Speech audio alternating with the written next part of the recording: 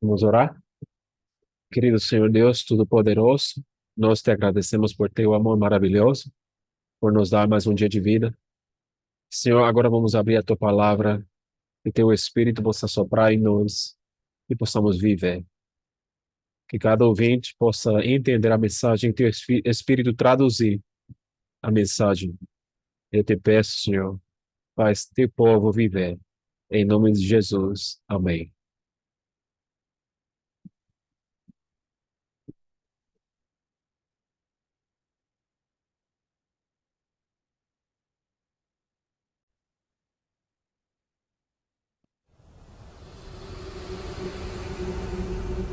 Veio sobre mim a mão do Senhor, e ele me levou no Espírito do Senhor e me pôs no meio do vale, que estava cheio de ossos. Ele me fez andar ao redor deles, e eu vi que eram muito numerosos sobre a face do vale. Ele me perguntou: Filho do homem, acaso poderão reviver estes ossos? Respondi: Senhor Deus, tu o sabes. Então ele me disse: Profetiza sobre esses ossos e dize-lhes: Ossos secos, ouvi a palavra do Senhor. Assim diz o Senhor Deus a estes ossos: Farei entrar o Espírito em vós e vivereis. Então sabereis que eu sou o Senhor. Então profetizei segundo me for ordenado. Enquanto eu profetizava, houve um ruído, um barulho, e ossos juntaram cada osso ao seu osso. Olhei, e eis que vieram tendões sobre eles. E cresceram as carnes, e se estendeu a pele sobre eles, mas não havia neles o espírito. Profetiza ao Espírito, profetiza ao Filho do Homem, e dize-lhe: Assim diz o Senhor Deus: Vem dos quatro ventos, ó Espírito, e assopra sobre estes mortos para que vivam.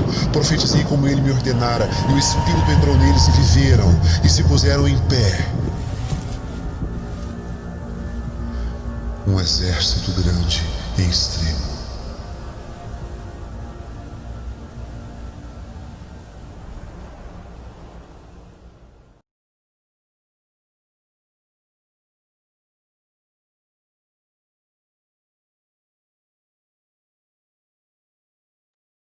Ok?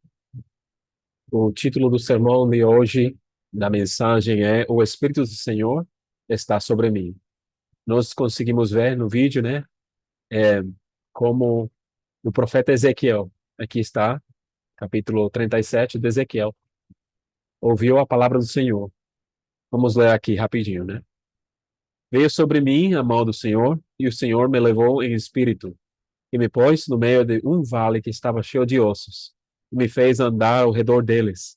E eis que eram muito numerosos sobre a face do vale, e estavam sequíssimos. Sequíssimos, né? Sequíssimos significa que não tinha nada de vida neles. E me disse: Filho do homem, poderão viver esses ossos? E eu disse: Senhor Jeová, tu o sabes. Então me disse: Profetiza sobre estes ossos e dize-lhes: Ossos secos, ossos mortos, ossos secos, ouvi a palavra do Senhor. Assim disse o Senhor Jeová a estes ossos: Eis que farei entrar em vós o Espírito, e vivereis, e porei nervos sobre vós, e farei crescer carne sobre vós, e sobre vós estenderei pele, e porei em vós o Espírito, e vivereis, e sabereis que eu sou o Senhor. Então profetizei como se me deu ordem, e houve um ruído, enquanto eu profetizava. E eis que se fez um rebuliço, e os ossos se juntaram, cada osso ao seu osso. E olhei, e eis que vieram nervos sobre eles, e cresceu a carne, e estendeu-se a pele sobre eles por cima, mas não havia neles espírito, ou hálito. E ele me disse: Profetiza ao espírito, profetiza, ó filho do homem, e diz ao espírito: Assim diz o Senhor Jeová: Vem dos quatro ventos, ó Espírito, e assopra sobre esses mortos, para que vivam. E profetizei como ele me deu ordem. Então o Espírito entrou neles, e viveram e se puseram em pé. Um exército grande em extremo. Amém. Nós estamos vendo aqui nessa passagem que o profeta Ezequiel ele viu um vale de muitos ossos. Eram inumeráveis, né? Eram muito numerosos. E eles estavam todos sequíssimos, muito mortos, né? Você vê no vídeo uma imagem, né, que eles estavam separados, não era um esqueleto e um junto, todos separados, todos espalhados, todos secos, mortos, sequíssimos em grande maneira, né? Sequíssimos, não tinham vida. Aí, no versículo 7, na parte A do versículo, olha o que diz aqui. Enquanto eu profetizava, eis que se fez um rebuliço e os ossos se juntaram, cada um ao seu osso, né? A parte final do versículo. Então, se juntaram significa que se uniram, se uniram. Os ossos estavam espalhados, separados uns dos outros. O que é o corpo de Cristo? Né? Porque estamos vendo aqui uma visão que é um símbolo. Essa visão que Deus deu para o profeta Ezequiel. Era um exército em grande e extremo, mas estava morto.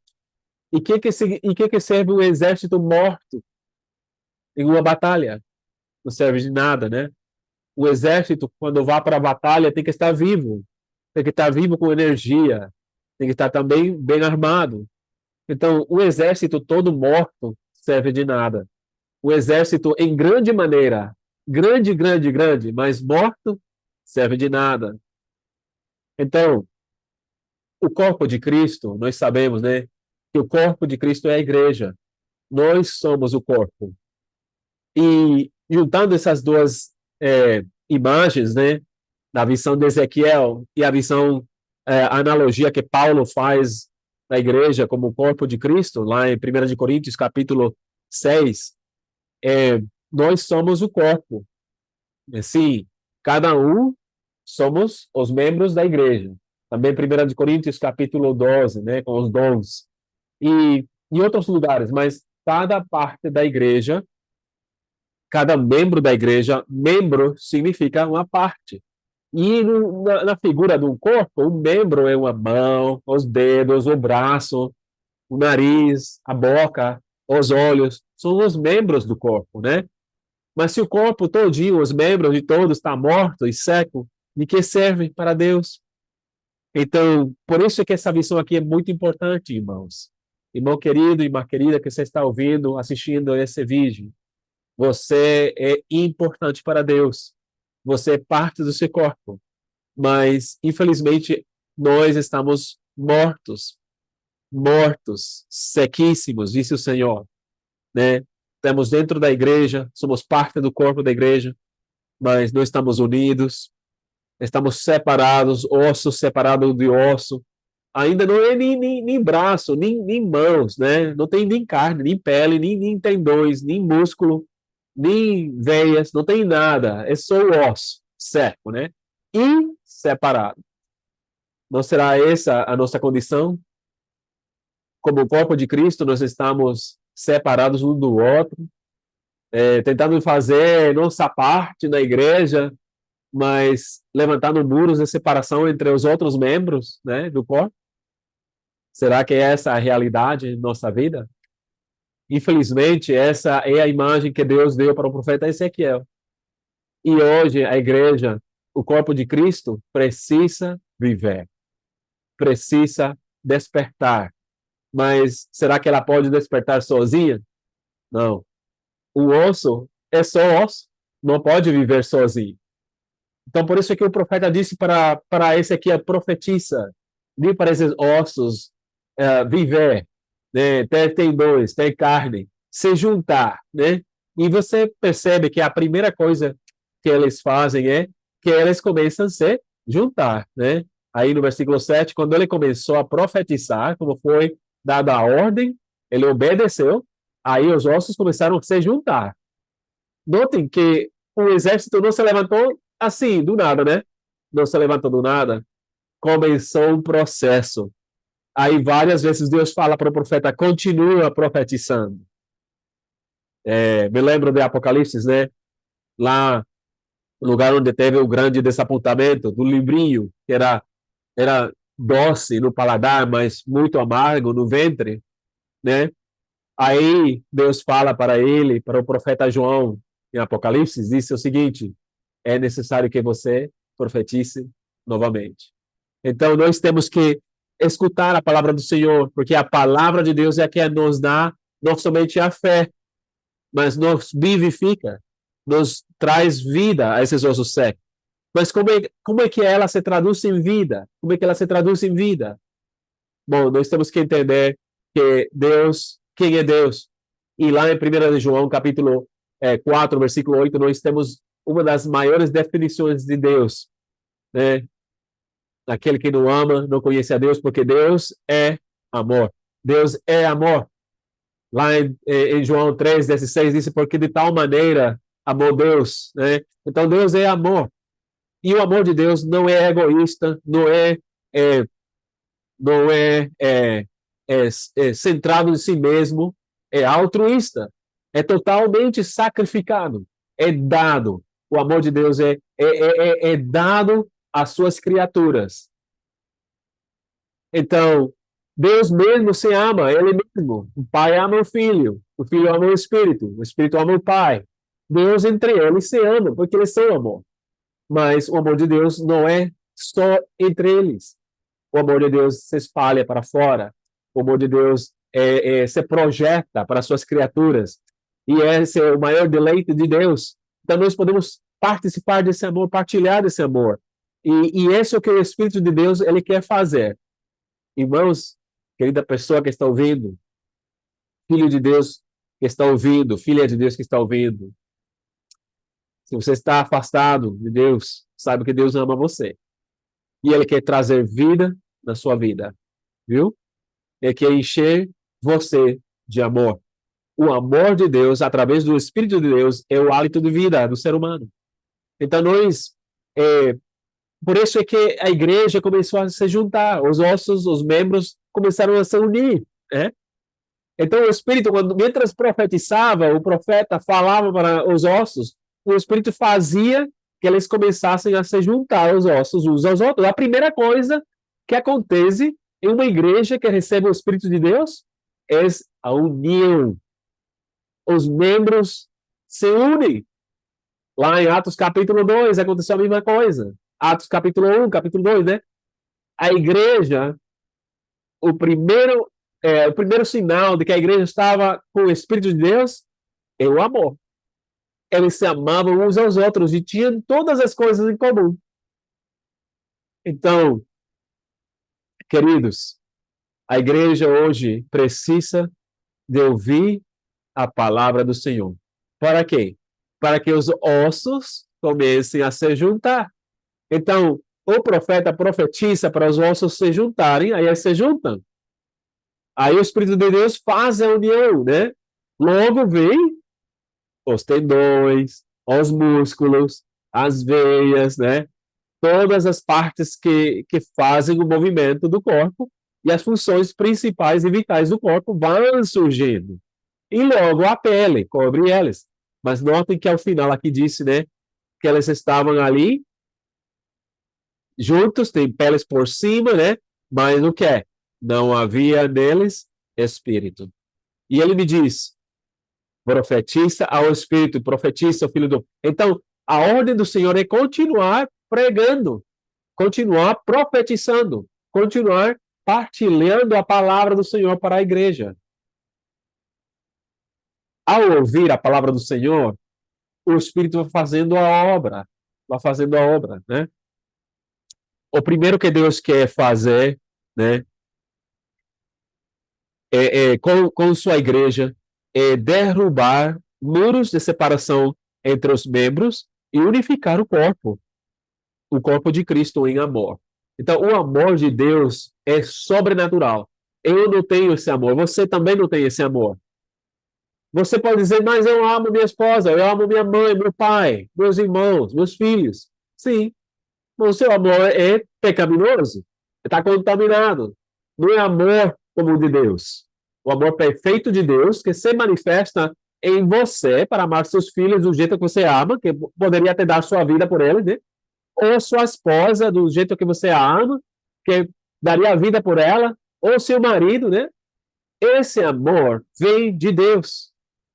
Porque lá em Tiago, capítulo 1, versículo 17, disse que todo dom. E toda dádiva, perfeitos, vem lá cima, do Pai das luzes. Entendeu? Então, o amor é o dom primordial do Espírito de Deus. Por isso que nós temos que clamar e pedir o Espírito de Deus em nossa vida, porque o primeiro fruto que ele vai trazer é o amor de Deus em nós. E assim a gente pode se unificar. A igreja pode se começar a unir. Estamos entendendo? Então, versículo 7 vê, né? E os ossos se juntaram, cada osso a seu osso, né? Aí você vê aqui, se juntaram cada osso a seu osso. Cada membro em união com o seu irmão, usando seus dons e talentos para cumprir a missão de Deus. Que coisa maravilhosa, né? Então, nós queremos que Jesus volte, nós queremos que o fim desse mundo do pecado chegue ao final, o pecado chegue para o fim, né? Que Deus traça o seu reino, né? Venha trazer também um novo céu, uma nova terra, depois do milênio, mas a volta de Jesus nunca vai acontecer, a menos que sua igreja deixe de estar morta. A menos que nós, membros, clamemos a Deus, busquemos, tenhamos a vontade de que Deus mora em nós através do seu Espírito, porque Deus não força a igreja, Deus não vai forçar a sua presença em você nem em mim. Eu tenho que querer, mas não somente querer, mas querer mesmo. E como é que eu quero uma coisa? Eu tenho que verbalizar. Eu tenho que falar. Eu tenho que, nesse caso, orar, pedir. Eu tenho que pedir, mesmo não querendo, porque sou egoísta, eu sou pecaminoso, eu sou voltado aos desejos carnais, né? Então eu tenho que pedir, clamar, para que o Espírito possa vir morar em mim e o primeiro fruto possa começar a se ver, né? Pequenininho. Começar a se ver, aos poucos. Temos que pedir, irmãos, que o Espírito de Deus todos os dias mora em nós. Porque eu não sei você, mas eu tenho uma luta grande, muito grande com esse eu que está aqui. Ela é muito difícil. Eu sou difícil. Eu não consigo amar meu irmão, minha irmã, meus pais. Eu não consigo amar meus irmãos de igreja. Eu nem consigo amar meu Deus se não fosse por Deus.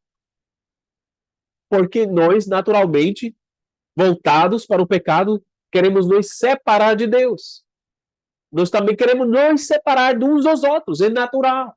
Porque aquele me magoou, porque aquele não me saudou, porque aquele não me deu um oi, bom dia, um feliz sábado, oi, tudo bem? Porque aquele nem me olhou. É a natureza pecaminosa em mim, querendo me magoar, chatear, separar. Somos expertos pedreiros, viu? Cada um de nós somos expertos pedreiros, somos mestres pedreiros. Nós somos expertos em construir muros, porque essa é a nossa natureza. Mas Deus quer que nós sejamos pescadores, não pedreiros, pescadores. E o pescador de almas tem o Espírito dele e nela. E o pescador de almas ama. Porque com o Espírito de Deus nós podemos amar uns aos outros, perdoar uns aos outros nossas ofensas, nossas dívidas, né? Teu irmão te deve alguma coisa? Perdoa. Mas você não pode. Tem que pedir a Deus. Tá bom? Então, o Espírito de Deus, ele vai entrar em nós e ele vai fazer a obra em nós. Agora, eu queria falar um pouquinho aqui sobre como é que nós apagamos o Espírito. Não podemos apagar o Espírito. Veja, Efésios 4:30. Vamos lá? Efésios 4:30.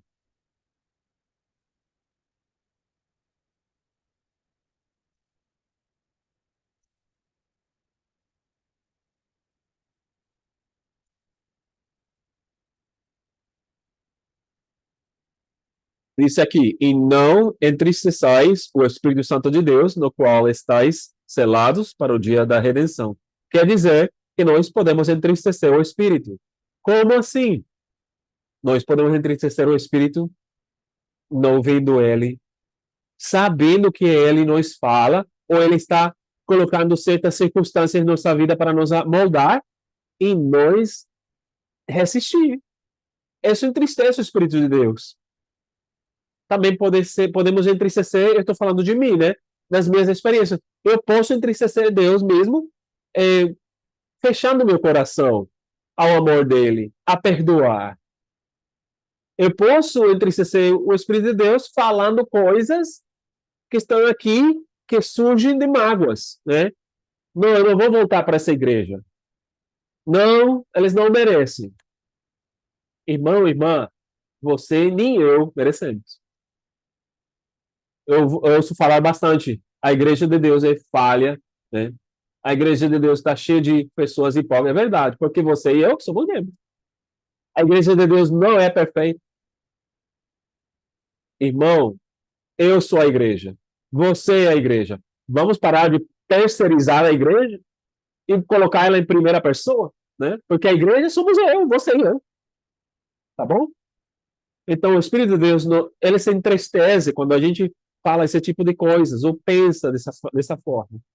Então, nós temos que amar a igreja. Como assim? É verdade, eu não posso amar, mas você pode escolher.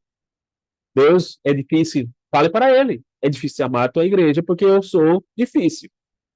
Meu irmão e minhas irmãs também são. Mas me ajuda, Senhor. Espírito Santo, me perdoe e me ajude. Porque eu quero fazer a sua vontade e eu quero estar contigo. Me ajude. E ele vai fazer. Ele vai lhe ajudar. E ele vai lhe dar um pouquinho de amor. O suficiente para esse momento, mas você tem que pedir mais. E se você está vendo que esse suficiente não dá, é porque você não está pedindo o suficiente nesse dia. E tem que caminhar também ao longo do dia, não somente cedo de manhã. Tem que passar um tempo cedo de manhã com Deus, procurando o Espírito, em comunhão, em amor, uma relação viva com Deus, mas também tem que estar continuamente no dia, né? Lembrando que você precisa, que eu preciso. E aí o Espírito vai continuar nos dando o amor à medida que nós precisamos para esse momento, para esse dia. Tá bom? Vamos lá. 1 Tessalonicenses 5:19.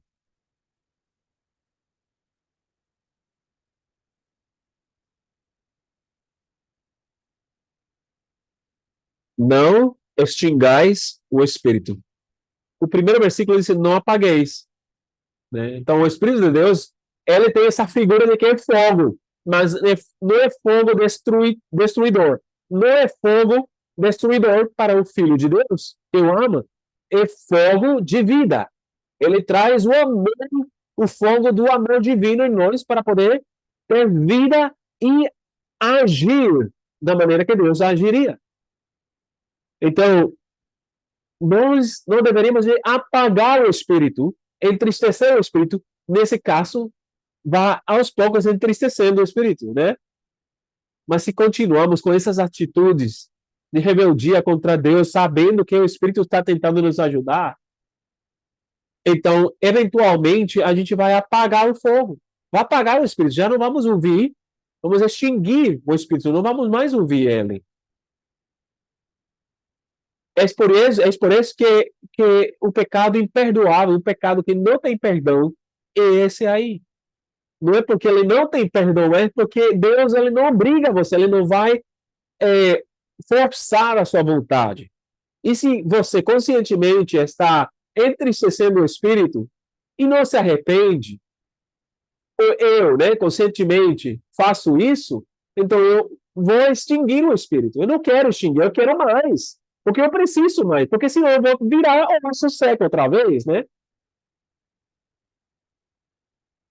Mas como é que nós podemos ser enchidos do Espírito? Vamos a Efésios 5:18. Versículo 18, o anterior. 5:18, mais de Efésios, né? No Tessalonicenses. E não vos embriagueis com vinho, em que há contenda, mas que enchei-vos do Espírito, né? Deus está desejando nos encher. Nós não temos somente gotinhas ou pingos de Espírito, não. Ele quer nos encher. Irmão, você é um copo, você é um vaso. Eu também sou um vaso. O tamanho de você é diferente do que eu. Eu posso ser um vasinho, um copinho pequeno, e você ser um copo maior, né? Cada um tem a medida que pode receber o Espírito. Mas as boas notícias são que a gente pode aumentar nosso volume. Né? Como? Mientras mais temos o Espírito, mais Deus faz com que nosso ser espiritual seja capaz de ter mais do Espírito. E de ter mais do poder de Deus. E de ter mais do amor de Deus. Da presença dele. Então, temos que ser enchidos do Espírito. Como é que fazemos, então? Veja, tem uma imagem, né? Tem uma imagem que eu gosto. Eu gosto de correr. Aqueles que me conhecem, eu faço corrida, né? Não começou com eu gostando, mas isso é outra história. Mas Deus me fez com que eu possa correr. E eu tenho muita gratidão a Deus por isso, né? Então, irmãos, quando eu corro aqui na praça, pertinho daqui onde eu moro. E na praça, tem várias pessoas lá, dois pelo menos, que eu sei quem são. Eu tenho visto eles, sei quais são essas pessoas. Eles colocam um pouquinho de xerém, um pouquinho de milho, assim, triturado, pequenininho, e botam ali, em um cantinho da praça, nas duas esquinas da praça. E às vezes até tem três esquinas da praça, eu tenho visto. Porque eu vou correndo, eu vejo, né? E o que acontece quando você coloca isso aí? Logo, é lógico, logo vem pássaros, né? As pombas, elas vêm, estão ali comendo. Você sabia que o Espírito de Deus também é comparado na Bíblia como uma pomba? Então, você quer ser enchido do Espírito? Bota xerenzinho no seu coração, né?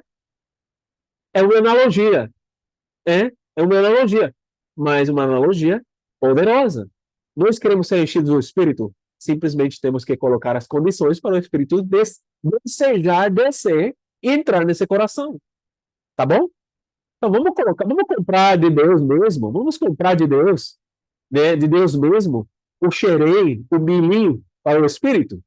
E lembre-se, isso com todo respeito e com reverência. O Espírito não é uma pomba nem um pássaro, mas é uma analogia, tá entendendo? É um símbolo. Temos que colocar as condições no nosso coração para o Espírito desejar vir sobre nós e nos encher. Qual é o título desse tema, irmãos? O Espírito de Deus está sobre mim. Quem foi que disse isso aí?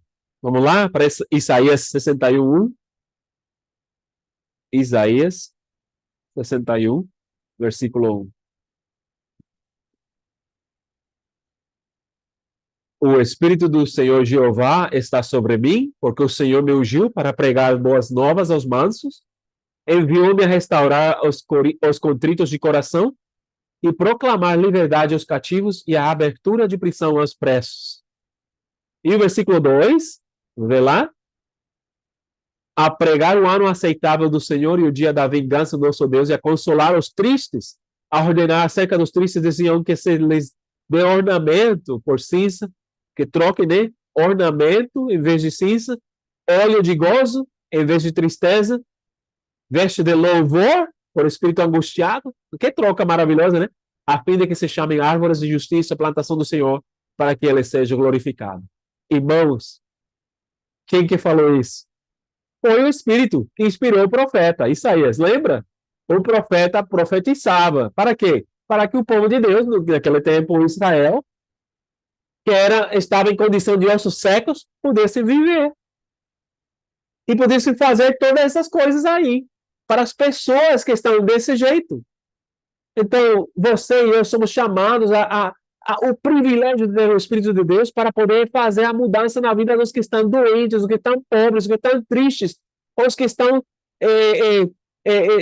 cheios de cinza, de luto na vida deles, né?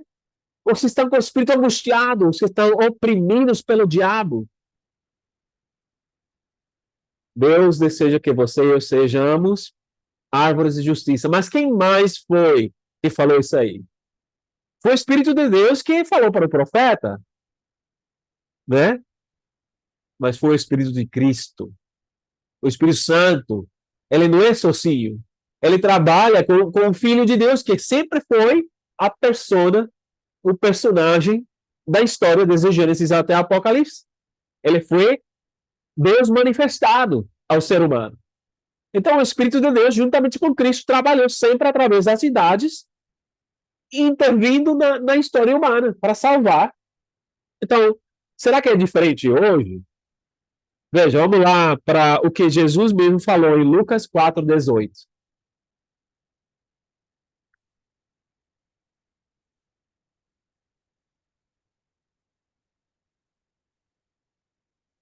O Espírito do Senhor está sobre mim, ou é sobre mim, pois me ungiu para evangelizar os pobres, enviou-me a curar os quebrantados do coração. Vamos ver o contexto aqui. Né? A pregoar liberdade aos cativos, a dar vista aos cegos, a pôr em liberdade os oprimidos e anunciar o ano aceitável do Senhor. Né? Quem que falou isso? Jesus. Oh, e ele disse o seguinte: hoje se cumpriu essa escritura em vossos ouvidos. Irmãos, você e eu temos o privilégio de que Cristo mora em nós através do Espírito e nos fazer as mesmas obras de Cristo. Cumprir essa profecia de Isaías em nós. Hoje Deus quer levantar um exército em grande maneira numeroso, né? Para quê? Para lutar com armas humanas? Não. Armados a armadura de Deus para lutar contra as forças do mal espirituais. Trazer liberdade aos cativos, tá aí. Sarar, curar corações quebrantados, a cinza, Deus, que estão lutados, trazer gozo, trazer paz, trazer consolo. Deus quer nos usar. Ele quer nos usar, irmão, irmã. Ele quer fazer de nós um corpo vivo, um plantio, árvores de justiça para Deus, que produzam muito óleo. Entendeu? Óleo, símbolo do Espírito Santo, né? Assim nós podemos transmitir esse óleo para outras pessoas. O bálsamo sarador, curador do Espírito Santo de Deus. Árvores de justiça, árvores de olivo, de azeitona, né? Para quem é essa mensagem hoje? Para quem é? Em quem se cumpre? Se cumpre você e em mim. Vamos lá para João 14:12. João 14:12.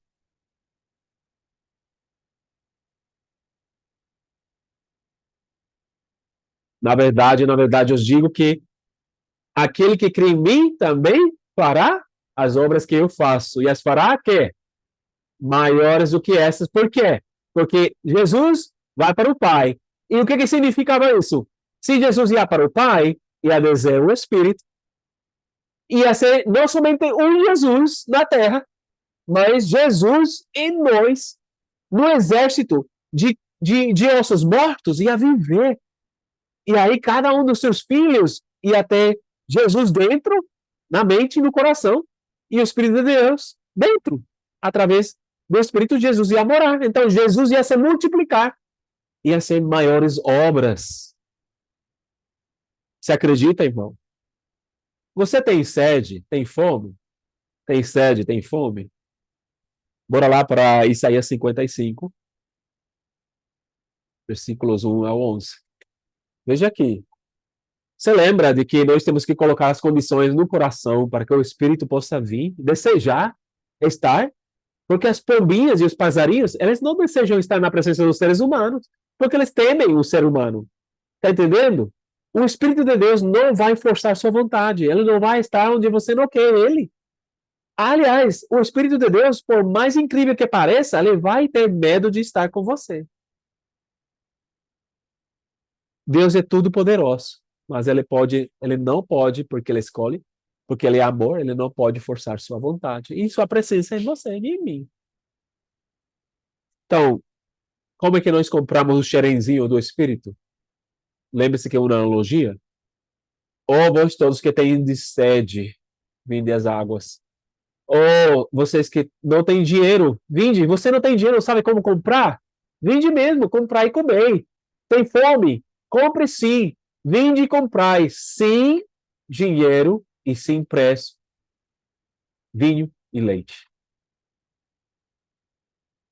O Espírito de Deus que é símbolo das águas, ele faz possível que nós possamos pedir de graça que ele mora em nós. É ele que faz possível. Aí quando você e eu pedimos de manhã, procuramos, clamamos para ele morar em nós, ele então vai morar de graça. Sabe por que de graça? Sabe por que não custa nada? Porque Jesus já pagou o preço. Jesus já pagou o preço. Paremos de gastar dinheiro naquilo que não é pão, né? O produto do nosso trabalho, né, na igreja, para salvar almas. Por que são poucos os que se batizam? É porque nós fazemos isso com nossas próprias forças. E às vezes é um só corpinho vivo e o restante está todo morto ao redor, né? Mas quão poderoso seria se o Espírito de Deus morasse em todos nós, os ossos, e vivêssemos todinhos, a igreja de Deus, um grande exército? Quão maravilhoso seria?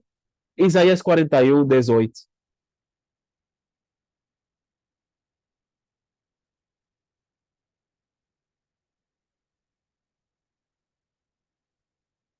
Abrirei, que é, irmãos? Rios em lugares altos e fontes, no meio dos vales.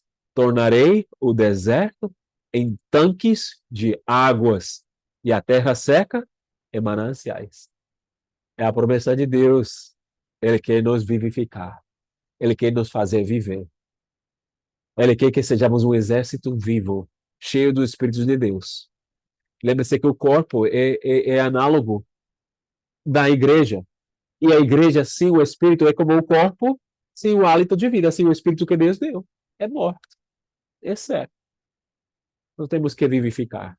Como que vivificamos? É procurar, clamar, pedir, fazer que as condições do nosso coração e nossa mente estejam ótimas para que o Espírito deseje descer em nós. E uma coisa diária, irmãos. E o inimigo de Deus, ele vai fazer de tudo para que você não faça. Ele vai causar confusão na sua vida para que você se sinta pecaminoso e você então se afaste de Deus e não queira a próxima manhã se levantar e estar pertinho dele. Mas não escute o inimigo de Deus, escute o Espírito de Deus. Escute o Espírito de Deus e deixe ele trabalhar em você e em mim. Terminamos e concluímos com o primeiro versículo, né? Ezequiel 37. Veja aqui. Veio sobre mim a mão do Senhor, e o Senhor me levou em espírito e me pôs no meio de um vale que estava cheio de ossos, e me fez andar ao redor deles. E eis que eram muito numerosos sobre a face do vale, e estavam sequíssimos. E me disse, filho do homem, poderão esses ossos viver? E eu disse, Senhor Jeová, tu sabes. Então me disse, profetiza sobre esses ossos, e diz-lhes, ossos secos, ouvi a palavra do Senhor. Assim disse o Senhor Jeová a estes ossos, eis que farei entrar em vós o Espírito, é a vontade de Deus, e vivereis. E porei nervos sobre vós, e farei crescer carne sobre vós, e sobre vós estenderei pele, e porei em vós o Espírito, e vivereis, e sabereis que eu sou o Senhor.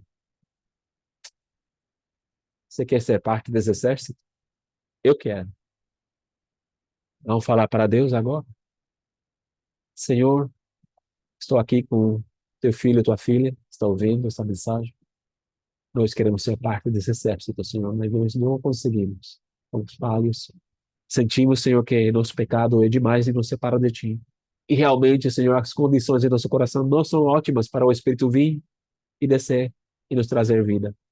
Mas, Espírito Santo, é só o Senhor que faz com que nós desejemos estar vivos. Obrigado por esse desejo. Toca em nós, nas pessoas que estão ouvindo, essa pessoa que está ouvindo e orando comigo agora. Toca nosso coração, vivifica-nos.